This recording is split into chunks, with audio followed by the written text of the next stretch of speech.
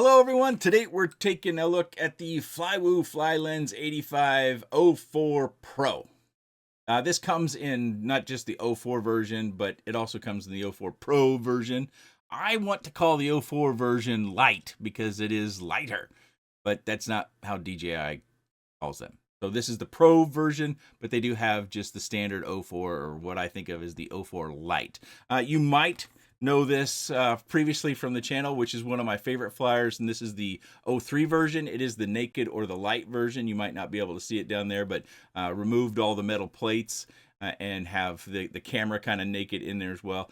Really fun 2S quad, but in this particular case, we're going to take a look at the O4 Pro version. The flight controller has a USB-C port up there, and the flight controller is the Flywoo Goku F405. That is 1 to 2S.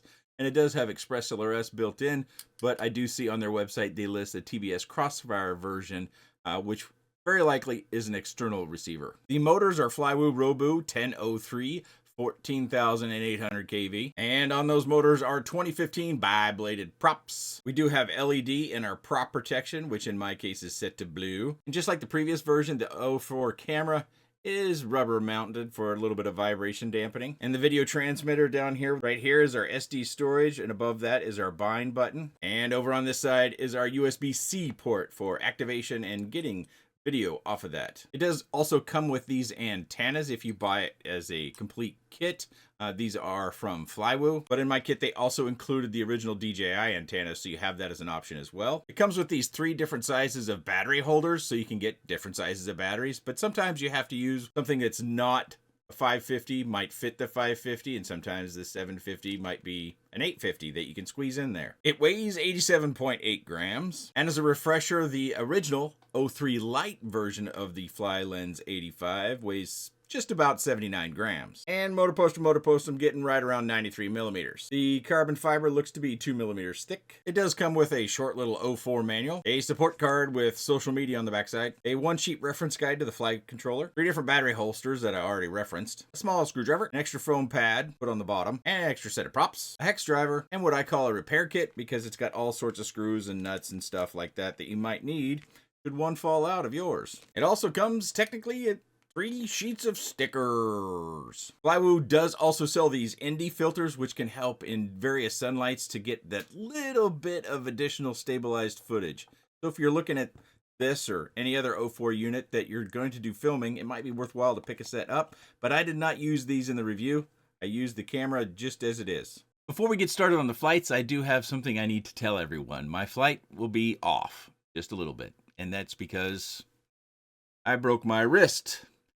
Came back from vacation, big snowstorm, slipped and fell in the driveway. I could tell you the longer story during the flight, but right now, as you might expect, I'm very limited. So even the smooth flight, which is all I'll be able to show you in the next few videos during this period of time, it's not up to probably what you're normally used to seeing from me, and I definitely cannot do the faster, more aggressive sort of freestyle. I'll be revisiting everything I cover during this period of time and doing the faster, sort of more aggressive flight that I tend to do in the backyard once I get this cast off. But we could talk more about that during the slow cinematic flight. So the first thing that a lot of people notice is how it said low battery, and that's part of my process. I do not high volt charge my batteries.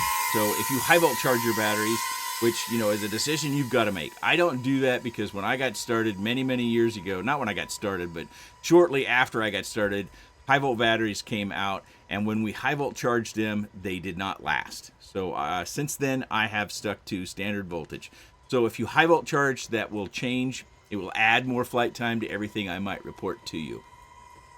First off, the weather specifications for today. It's a nice day, despite all the snow you're looking at. 46 Fahrenheit, as well as only 5 miles an hour on the wind. I did fly it on another day that was 8 to 10 miles an hour. It actually came after this day. But instead of showing you all the different flight footage that I have and all the battery testing, I just went with this particular flight because it was the first one I put together. And I can tell you that the flight footage looked the same. There was a squirrel on the fence if you didn't see it. But so I went on vacation. Some people have asked kind of where I've been. I went on vacation with the family. I came back from vacation, and the very next day we had a snowstorm. Actually, before the snowstorm, we had rain, and the surface temperature was real low, and so we had about 3/10 of basically ice, 3/10 rain that froze on all of our surfaces, and then we got 14 inches of snow, which was near a record for our location. And you can see we've still got 6 to 8 inches of it sitting around, even though it's been almost 2 weeks ago from the time of this flight when that snowstorm hit. So how I broke my wrist, there was a package left at the base of our driveway. Our driveway has a little bit of an incline to it, so I completely understand why they didn't want to walk up the driveway, because it was covered in ice, because it was cold, not melting. I walked down, keeping 1 foot into the snow drift from us shoveling the driveway. But on my way back up, I still slipped, fell, and broke the wrist. I originally didn't think the wrist was broken, but I knew that I would be prompted to have a doctor look at it. My wife is going to prompt me about that. She cares, she worries, and so she wanted me to, well, she would have wanted me to go have it looked at. So I got in contact with the doctor, got x-rays. Sure enough, I broke the carpal bone, which I have heard from a couple people is a pretty common bone to break in the wrist.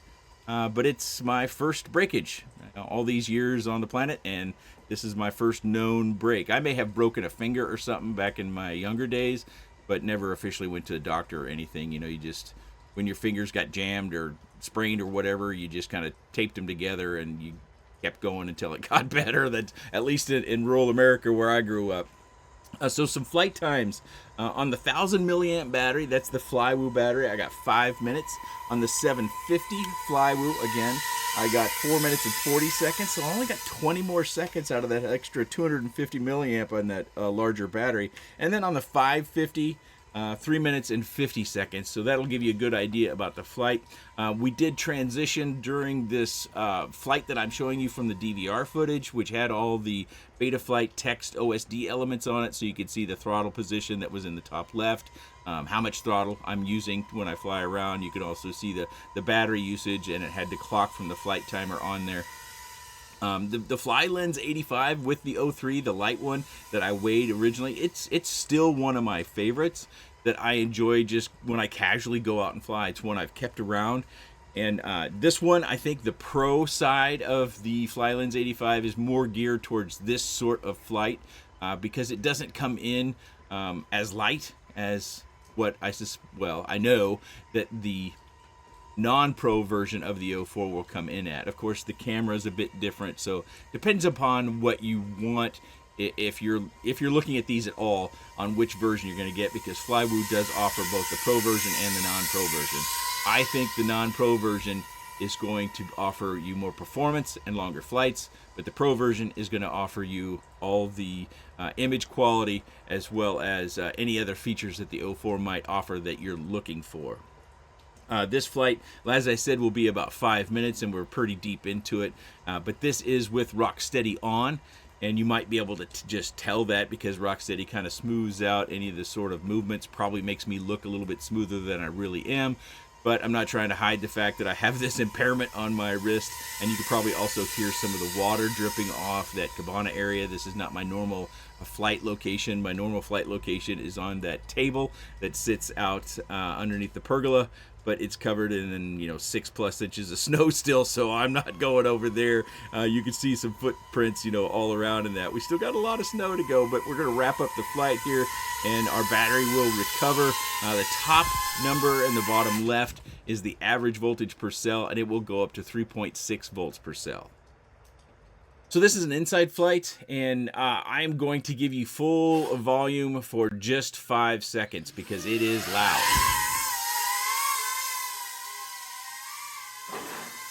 But I don't think it's nearly as loud as many others that we've seen on the channel.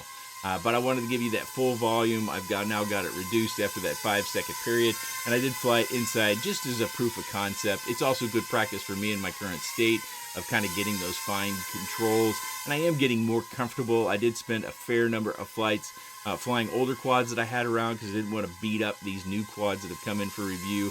Just trying to get comfortable to flying with the cast on. But I did spend some time flying this inside, I think only 3 or 4 flights. Get a little bit more battery numbers that I could compare, although the numbers that I reported so far in this video are all from outside flights. Inside flights tend to be a little bit less than the outside flights when it comes to slow, flat flying. And that's mainly because you're just doing so many more turns inside. I think we've seen enough of the inside flights. We need to go back to the desk and tie off a few little details.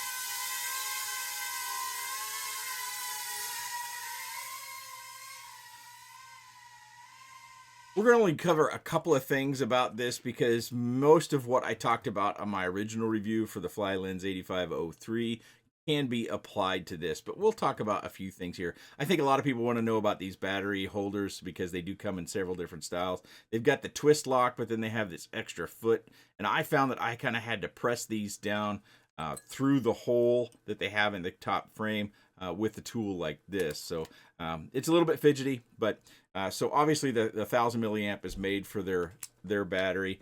But let's move on to this 850 from Tattoo. I did not flight test this battery, but the 750 does fit the 850 battery.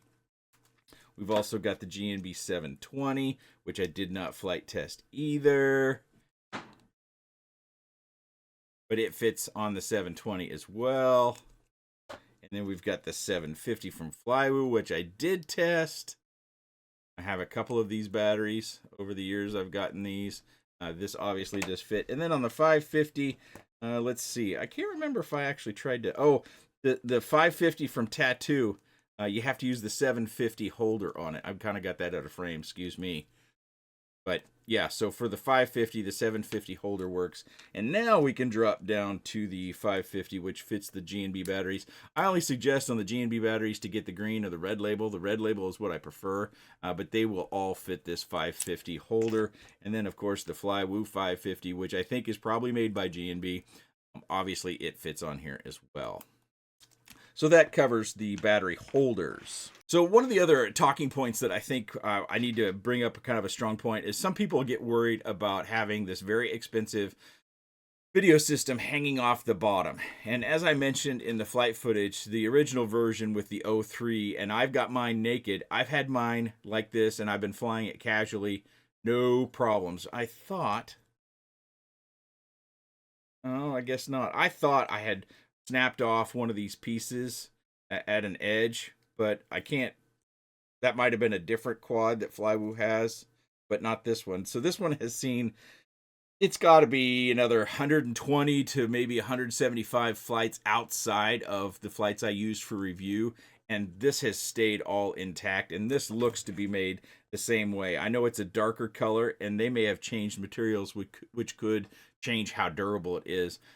So you know, you kind of have to evaluate that own. I just wanted to disclose that with mine, I haven't had any problems. But if you're someone who flies in buildings that are concrete and metal, and you are at a flight stage where you crash a lot, or any of these things that you kind of have to evaluate, that might make you averse to this quad, and it will probably make you averse to all the quads in this sort of category, not just from Flywoo, because most of these cinematic quads are trying to get the prop protection or the props out of view, so your camera is usually quite proud and it's susceptible to taking hits and damage. And in this particular case, you have a VTX below hand, which, if this is flying forward, hitting this is going to happen after you've made contact probably somewhere else. Probably, I say. Something else to note about the camera. I don't know how well we can see it, but it's got 2 screws in it. Hopefully you can see both screws down there.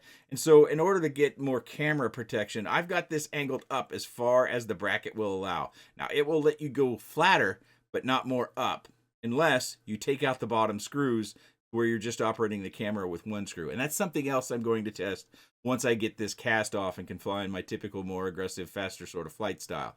So, again, if you want to see that sort of flight, I will come back with a post probably in about a month. We'll see if everything goes normally in about a month with this and all the quads that I cover during this period of time where I can't fly in my normal manner. I will revisit them all for a more aggressive, what is my preferred sort of flight. But do note that this camera, if you prefer to use 2 screws, you are limited to the utmost angle that I show here. Or flatter in the 2 screw state. If you want more camera angle, then you're going to have to take out the bottom screw. Yeah, I think you have to take out the bottom screw so you can pivot on the top screw to get more camera angle. Of course, the camera is soft mounted as they typically do with these, and it's pretty soft mounting. I have not had concerns with, it used to be many years ago when we had external HD cameras and we put these platforms on top of our quads, that losing the entire platform, tearing off, was a concern. Now, I guess if that's a concern for you, one of the things I could suggest is to try to run dental floss through there and then tie it through the hole in the gummy and the two pieces. That way, if you do have a very abrupt, unplanned landing, that it wouldn't pull off. But I haven't had any issues with any of the quads in the last several years that are this style with rubber dampening and a separate platform. I just haven't. But a little tip that if you want to, you can have some extra security in mind by running a little dental floss or thread through the gummy holes and through the carbon fiber pieces in order to give yourself that reassurance. We covered it already, but the O4 system is already accessible on this particular tray. I don't even know if they had to redesign it. You can see the angle that we've got kind of on our antennas. There's a little bit of stress there, but nothing too terrible in my opinion. We've got the SD card right down here, which is fairly accessible. And then we've got our bind button up there, as well as the plug that's right around. Let me turn it one more time. This is our plug that connects the O4 to the flight controller. But I have not had any problems with my original. Like I said, these are antennas that they include in the bind and fly kit. So if you buy this one, you'll get these antennas as well as the original DJi antennas. So if you want to switch out for whatever reason, these are going to add some weight, so your flight times would be reduced, but it might improve your reception, which could be important, but I didn't test that particular fact. I tested it in its current state. I get a lot of questions about my rates. I have a video linked in the video description that talk about my rates. Most people, I don't think, like my rates because I use high rates, and I use the same rates across all quads, HD, analog, tiny whoops, all up to the 3.5, and 4 inches that I fly on the channel. I've been using the same Betaflight rates for many years. I have tested actual rates, but I haven't found my sweet spot there yet, and I haven't actually investigated that much recently. And that is the Flywoo Flylens 8504 Pro HD. Mouthful there again. And I won't say this is going to replace this one because I have not flown it in my particular preferred sort of flight style, but I will definitely, like I said, be revisiting that. So if you're interested in seeing, once I get this off, my revisiting this and all the other quads that I cover during this time, hit the subscribe button, the notification bell. It would be a good idea so that if you want to see it, you can see it. This does come in at a pretty steep price point. $395 for the O4 Pro version, and then it goes down from there depending upon whether you choose to have the TBS Crossfire, or if you go with the non-Pro version, the price then starts to come down a little bit. But as I said during the video, I think if you're looking at this from a filming standpoint, or you just want the highest image quality you can get, the O4 Pro is going to be the way to go. But if you're wanting more performance, you're wanting to have longer flight times, and with the whatever the grade of lesser image quality or feature set of the O4 non-Pro is, that would be the way to go if you're asking me. But they also sell the frame kit, which you can purchase separately and then build it out yourself. I will have links down in the video description to this one as well as the other versions if you care to investigate them or maybe even make a purchase.